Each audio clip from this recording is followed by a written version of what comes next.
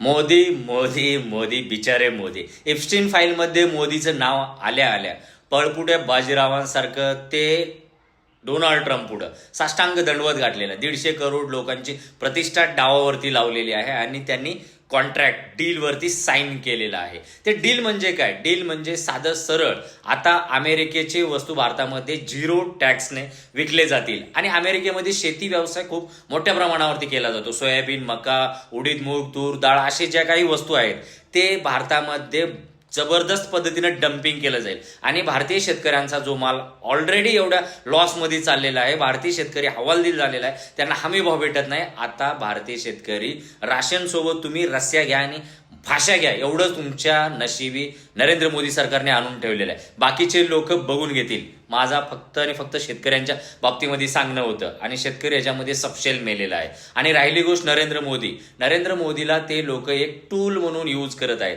नरेंद्र मोदी ह्या देशाचे पंतप्रधान राहिलेले नाहीत, तर डोनाल्ड ट्रम्पच्या हातातलं एक कठपुतली झालेलं आहे.